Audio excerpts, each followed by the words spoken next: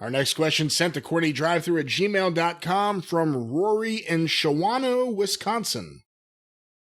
There are rumors floating around AEW potentially adding a 6-man tag team championship, aka Trios Championship.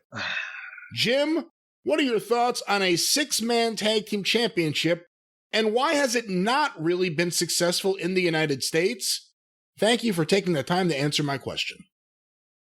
Well, it hadn't been successful because it's impossible. It was especially impossible in the territory days, with a notable exception that we'll talk about in a minute, to put together if you had a champion and a set of tag team champions, and now you have 6-man champions.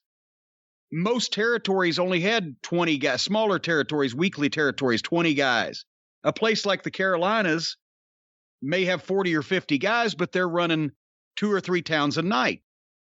That tied up a lot of talent. If it was just a intermittent thing, it was just a distraction. Nick Goulas had a 6-man tag team championship in 1975 and 6 because he had some belts laying around, and he did that primarily so that his son George could team up with Jackie Fargo and somebody like Tojo or somebody else. And they weren't defended very often or very long. It was just to give George a belt and have him, rubbing elbows with big stars.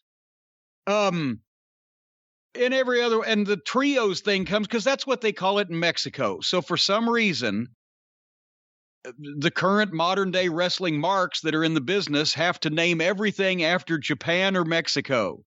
And you got that sock-faced fucking mushmouth announcer on AEW screaming Japanese names of moves that nobody's ever heard before and is not going to remember. So now it's a trios championship, but the only one that ever worked because it was natural and it made sense was when World Class started one when they had 3 Von Erichs. Kevin, Kerry, and David, and 3 Freebirds. Michael, Buddy, and Terry. And they had a few, they'd put it on the guys that Skandor Akbar managed from Devastation Incorporated or whatever, but that was a 6-man title that they did a few things with, and it meant something because of the unique situation. You had 3 brothers. But can you think of another one, Brian, that ever meant anything or lasted for any specific period of time? They had one in WCW, and that was the deal that they screwed the Japanese on, locking them in the locker room that time in Cleveland. I was going to ask you, when it popped up during Dusty's booking run, was it a direct response to them doing it in Dallas and getting over? Because, I mean, obviously it worked with, like, the Russians. It was a direct response to Dusty being able to get in main event matches, book himself and the Road Warriors. With the Road Warriors, yeah. Yeah. And then Dusty'd paint his face like the Road Warriors. And it was an attraction, and it sold.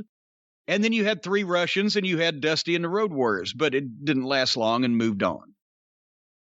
What do you think about the idea of AEW? Again, a promotion that does have a lot of 6-man matches or multi-man matches on their show.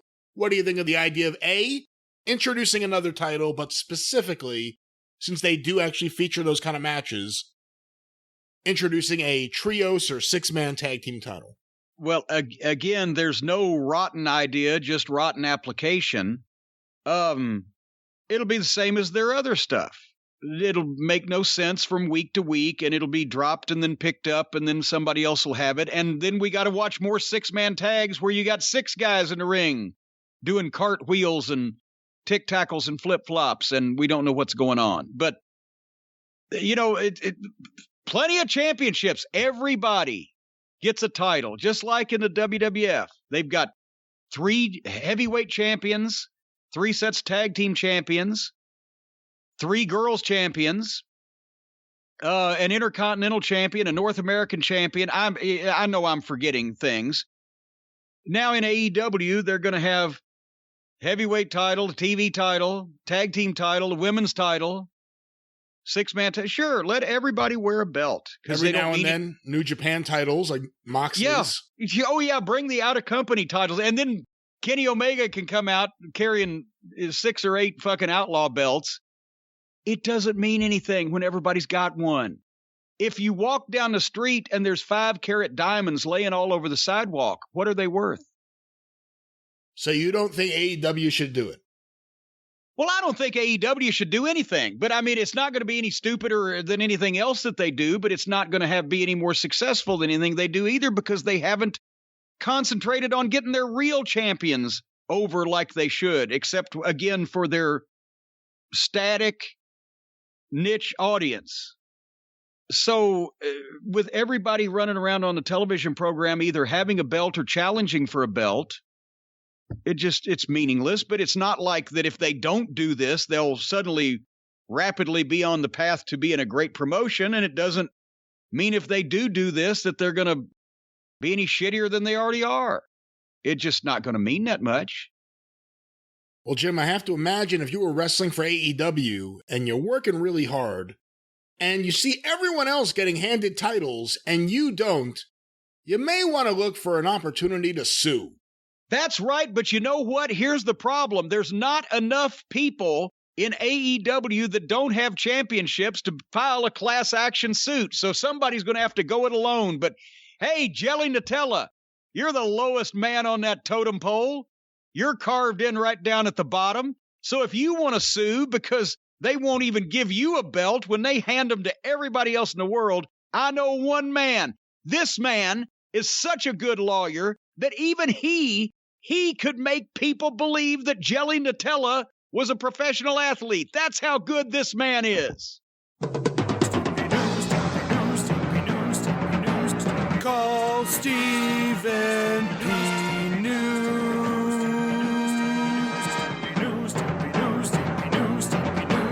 If you need to sue.